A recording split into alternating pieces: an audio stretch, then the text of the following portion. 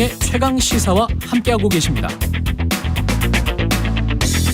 네, 명락회동 이재명 대표와 이낙연 전 대표가 만났는데요. 이 자리에 함께하신 분께 자세한 이야기 들어보겠습니다. 김영진 민주당 의원 나오셨습니다. 안녕하세요. 네, 안녕하세요. 네, 그 분위기는 어땠습니까? 한 2시간 정도 만났다고요? 네, 2시간 6시 반부터 8시 반 조금 넘어서 끝났으니까 한 2시간 정도 본 것 같습니다. 어떤 말씀들을 주로 하셨나요? 제가 보기에는 이제 이낙연 대표가 1년 동안 그 미국에 유학을 갔다 오셨기 때문에 유학을 가셔서 하셨던 얘기를 좀 많이 하셨고 느낀 점들을 많이 했고 미국에서 한국을 바라보는 이 시각 그리고 미국 정치권이 한국을 바라보는 시각 이런 넓은 차원에서 얘기를 좀 많이 좀 하셨어요. 그래서 뭐 걱정하는 게 많다. 그리고 과거에 클린턴 정부 시기 그 이후의 시기에 여러 가지 변화가 있었는데 지금 바이든과 윤석열의 이 조합이 과연 대한민국의 좋은 조합으로 현재 가고 있는지 거기에 대해서 많이 지금 지켜보고 있다. 그런 얘기를 좀 하셨던 것 같아요. 이낙연 전 대표가 바이든과 윤석열의 조합이 좋은 조합인지 좀 지켜보고 있다. 미국 내에서도 지켜보고 있다. 국내 정치와 관련해서는 어떤 이야기 안 하셨어요? 국내 정치도 뭐 발표문에 나왔듯이 여러 얘기를 좀 많이 했죠. 뭐냐면 가장 핵심적인 핵심적인 부분들은 거의 나와 있듯이 기본적으로 윤석열 정부가 과거 정부와 다르게 기본적인 그 삼권 분립에 기반해서 행정부와 입법부 이 청와대 대통령실의 관계를 잘 설정해 나가면서 하는 게 아니라 아주 독특한 형태의 통칭을 하고 있다. 그래서 대통령실도 그렇고 야당도 그렇고 적응하기가 좀 어려운 상황이 아닌가 그런 생각이 좀 있었고요. 그러면서 윤석열 정부가 너무 좀 폭주하는 게 아니냐 이런 말씀들이 두 분이 거의 공통적으로 했던 얘기인 것 같아요. 왜냐하면 민주주의라든지 언론이라든지 재반 국정 운영의 방식에 있어서 조금 더 열린 민주주의 소통의 과정을 좀 거치면서 시간이 걸리더라도 노력을 해야 되는데 너무 일방통행식으로 가는 게 아니냐 그런 우려들이 좀 있었습니다. 근데 이제 언론은 이게 뭐 언론의 뭐 스테레오타입일 수도 있겠습니다만 이재명 대표는 당의 단합을 강조했고 이낙연 전 대표는 당의 혁신과 도덕성에 방점을 뒀다. 그래서 동상이몽이다. 이런 어떤 지적에 관해서는 동의하세요? 2시간 동안? 뭐 이런 많은 말씀들을 하셨기 때문에 저는 이재명 대표가 얘기했던 단합, 그다음에 이낙연 전 총리가 얘기했던 혁신, 이거는 그 서로 대립적인 지점이 아니라 동전의 양면이다. 단합하면서 혁신하고 혁신하면서 단합해 나가서 윤석열 정부의 폭주를 막기 위해서 다음 총선에 이기자. 요런 큰 그림에서 얘기를 하는 거고 사실은 모두가 다 잘하고 있다라고 보지 않지 않습니까?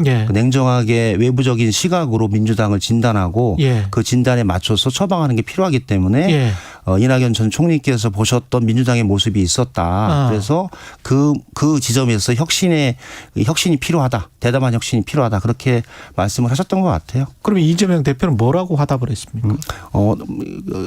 이낙연 총리의 말씀에 대해서 받아들이고 민주당은 그 방향으로 말씀하셨듯이 도덕성과 민주주의를 회복해 나가는 것이 민주당 혁신과 발전의 출발이다. 이런 말씀을 하셨잖아요. 그 말씀에 동의하고 그런 길을 만들어가는 것이 국민의 신뢰를 만들어가는 첫 출발이다. 이렇게 보고 있고 두 분이 그 면에 있어서는 특별한 차이는 없었던 것 같아요. 좀 더 구체적으로 민주당의 지금 현재 의사결정 구조에 이낙연 전 대표가 들어갈 가능성이 없다. 뭐 이런 어떤 이낙연계 의원이 그런 이야기를 했다는 건데 이 회동 이후에도 마찬가지입니까? 저는 제가 보기에는 이제 이낙연 총리께서는 전직 당대표였기 때문에 현재 당 의사결정 구조라는 것이 당대표, 최고위원, 시도당 위원장, 국회의원, 의원총회와 중앙위원회 전당대회라고 하는 의사결정 구조가 있잖아요.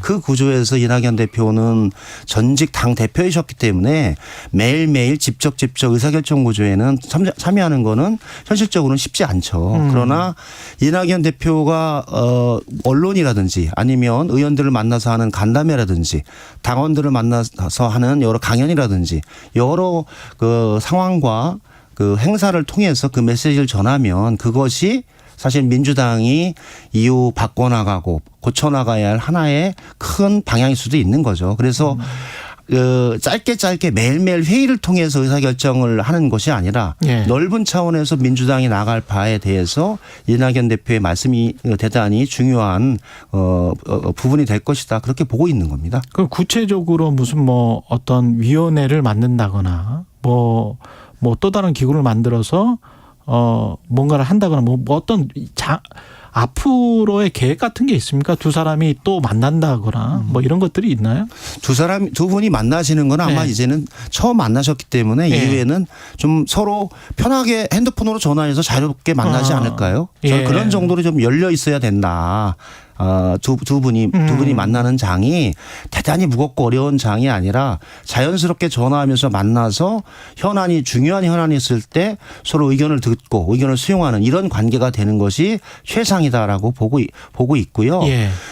그 이후에는 의사결정 구조라는 부분들은 현재 아까 말씀드렸던 그런 구조라서 매일매일은 어렵지만 저는 예. 충분하게 대화하시고 통화하시고 또 적절하면 또 만나시면서 그런 과정을 만들어갈 수 있고요. 예. 지금 아주 특별한 위원회를 만든다든지 이런 부분들은 지금은 좀 빠른 것 같고요. 그것은 예. 총선을 좀 준비하면서 또 연말 연초 돼서 서로 그 국민들에게 그 여러 가지 기구라든지 이런 걸 할 때 이낙연 대표께서 같이 참여하시는 것이 필요한 시기가 오면 그렇게 좀 만들어서 좀 퍼포먼스 있게 하지 않을까 그런 생각이 듭니다. 그 혹시 지금 하신 말씀이 2시간 동안의 회담에서 어느 정도 이야기가 있었던 이야기입니까? 그런 구체적인 얘기는 없었고요. 네. 제 생각입니다. 혁신위의 어떤 무슨 기명 표결 같은 것들 있지 않습니까? 이런 것들도 좀 이야기가 됐나요? 구체적으로 불체포 권리나 기명 투표, 예. 그다음 혁신위 활동에 대해서 논의된 바는 없습니다. 예. 그건 이제 넓게 민주당이 담대한 혁신을 통해서 현재 위기를 돌파하지 않으면 민주당이 대단히 어렵다라는 총론과 그다음에 도덕성과 민주주의를 회복해 나가는 것이 국민의 신뢰를 받아나가는 첫 출발이다. 그리고 당내 여러 가지 그 분열의 언어를 이제 과감히 중단하고 새롭게 바꿔나가야 된다. 큰 방향을 얘기했기 때문에 그 방향에 다 녹아 있지 않나라는 생각이 들고 기명 투표라고 하는 디테일한 방식에 대해서 논의한 바는 없습니다. 예. 근데 그 민주당 이재명 대표가 체포동의안이 만약에 또 8월에 검찰로부터 넘어온다면 그 체포동의안 기명 표결과 연계해서 자꾸 지금 언론이 이야기를 하고 있는데 이재명 대표는 그냥 과거에 이미 선언한 바가 있잖아요. 가서 구속영장 그렇죠. 실질심사를 받을 것이다. 그러면 이것과 이것은 완전히 분리돼 있는 겁니까 지금 현재? 제가 보기엔 그게 한 묶음입니다. 한 묶음입니까? 그렇죠. 제가 보기에는 6월 교섭단체 대표연설에서 불체포 권리를 내려놓겠다. 검찰의 수사가 부당하긴 하지만 그 사법적 절차에 정당하게 그 참여해서 수사를 받고 영장 실질 심사를 받겠다라고 분명히 밝혔거든요. 예. 저는 거기에 다 있다라고 봐요. 그래서 불체포 권리를 내려놓는다라고 하는 것과 영장 실질 심사를 받는 것 이건 한 묶음이지 않습니까? 예. 그래서 거기에 기명 투표는 제가 보기에는 별로 끼어들 소지가 아닌데 너무 과도하게 끼어들었다. 왜냐하면 불체포 권리 그다음에 기명 투표도 다 법 개정 사항입니다. 예. 불체포 특권은 헌법 개정을 해야 되고 기명 투표는 여야 간의 국회법을 개정을 해서 이 투표를 할 시에 무기명을 기명으로 한다. 여기 법을 개정을 하지 않으면 하거나 여야 합의를 하지 않으면 진행하기 어려운 방식이거든요. 그래서 현실화되지 않은 가정법을 가지고 지금 기명투표 논란을 하는 것은 대단히 별로 유효하지 않다. 그걸 가지고 굳이 지금 얘기할 필요가 있을까라는 생각이 듭니다. 그러면 8월에 이거 단순하게 그러면 생각을 해보죠. 지금 뭐 기명투표와 연계가 안 돼 있으면 8월에 체포동의안이 오면 이재명 대표는 약속한 대로 구속영장 실질심사를 그냥 받는 겁니까? 네, 그렇습니다. 6월 교섭단체 대표연설에서 얘기했던 것이 불체포 권리를 내려놓겠다.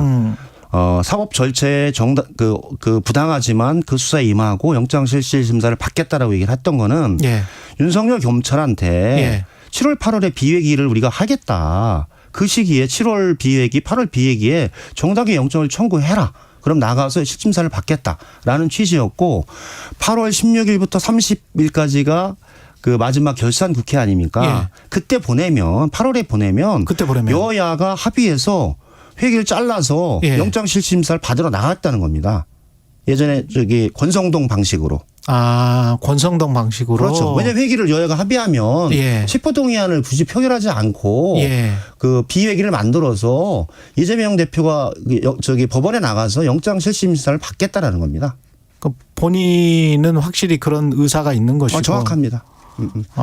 그러면 이걸 뭐 할 필요도 없다는 거네요. 제가 보기엔 표결이나 뭐 이런 거를. 그렇죠. 김영 투표 논란은 예. 가정법에 기반한 지금 논란을 해서 별로 불필요한 논쟁이다라고 봐요. 왜냐하면 예.